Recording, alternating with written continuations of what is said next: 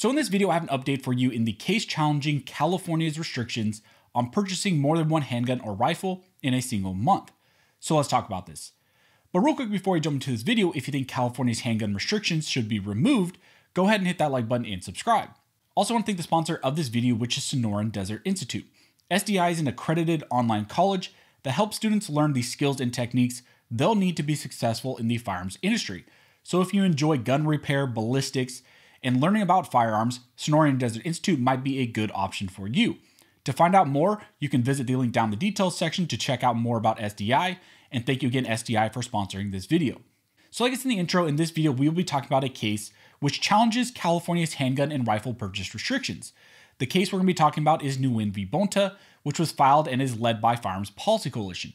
This case challenges the new California law, which prevents California residents from being able to purchase more than one handgun and or semi-automatic centerfire rifle within the same 30-day period. Last July, a new law went into effect, which made it a misdemeanor if someone purchases a handgun legally through an FFL and then also decides that they want to purchase a rifle or another handgun in that same 30-day period.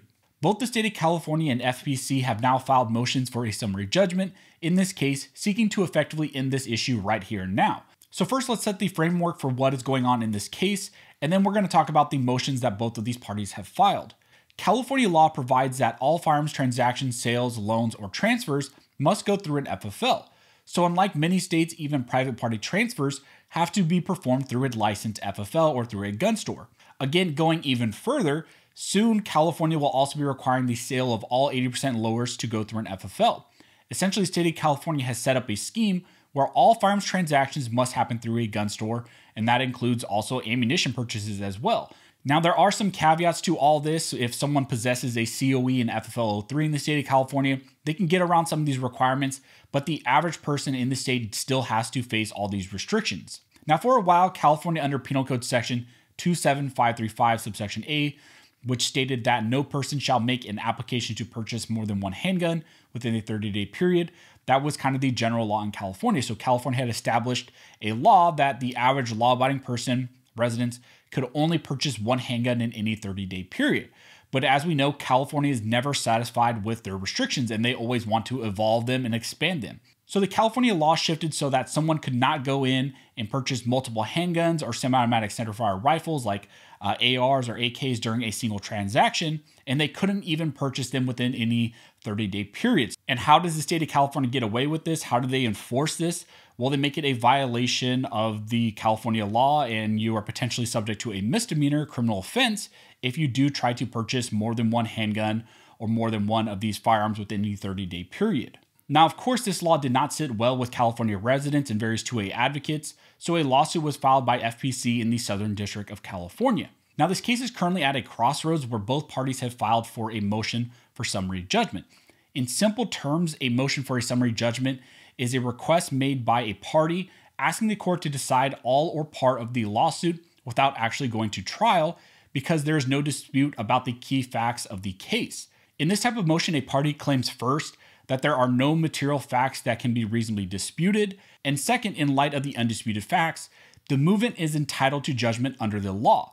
So essentially both sides are saying that the facts are the facts. We don't think that there needs to be a trial because the judge can essentially rule on the issue right here and now, and it should actually be ruled in each party's favor. So one party is saying the facts support us, the other party is saying the facts support us, and judge, this doesn't need to go to trial. You can decide this right here and now under the law. Now, I'm not going to go in depth on both of these motions by the state of California and FPC. Instead, I just want to hit on some of the key arguments.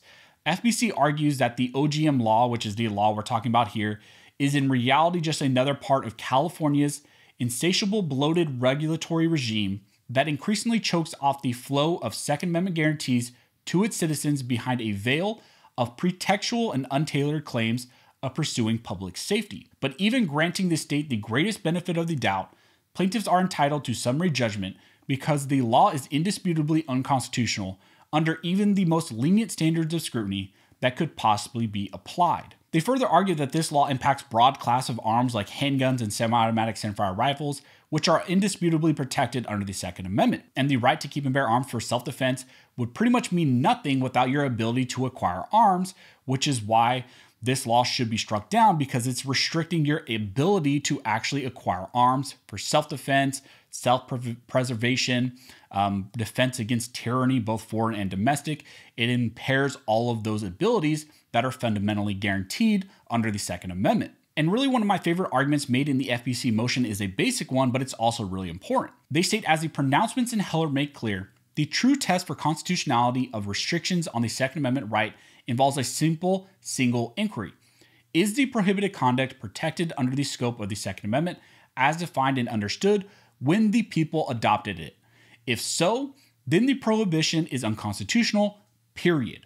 That inquiry would end the analysis here and quickly dismantle the OGM law at issue, given the clear historical record securing the right of law-abiding people, like plaintiffs, to purchase multiple firearms without any restriction on the number or frequency of the acquisition.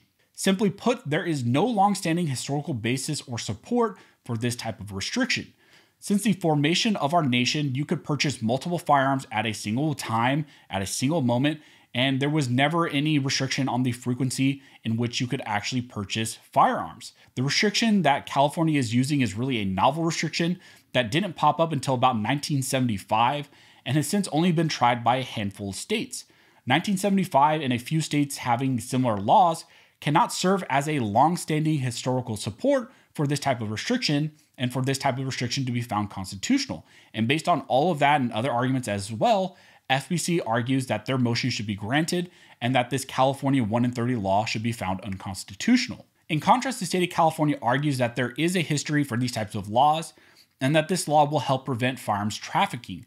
Based on that, they argue that the court should uphold the purchase restriction using intermediate scrutiny, which, if you've been following along on this channel and been following various cases and videos that I put out, you know that the state of California's default standard that they push for all the time is intermediate scrutiny, and that's what they're calling for here in this case again. California argues that the appearance of this type of restriction in 1975 and subsequent states using similar restrictions serves as a long-standing historical basis for a restriction like this to be upheld. They also point to various studies that make claims that multiple purchased firearms at a single time are 24 to about 29% more likely to be used in a crime.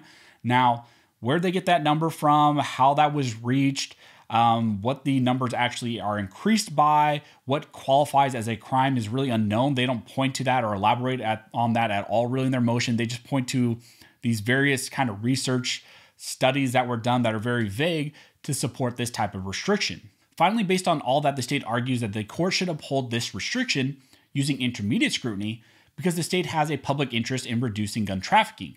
And since this law does not severely burden the Second Amendment and rights, is their claim, this should be upheld. So this is an interesting case, and this would be a solid win to get rid of California's purchase restrictions. As always, this case could be impacted by other Ninth Circuit cases that are currently going on, and of course, the Supreme Court New York State Rifle and Pistol Association decision that we are anticipating. So depending on the timing of this case could be impacted.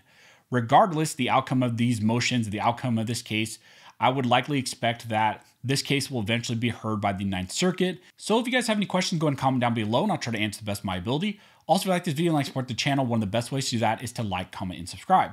All those things help to fuel the algorithm or fuel Algore's rhythm. It adds fuel to his jet and it signals to YouTube that you guys see value in these videos and in this type of two-way news.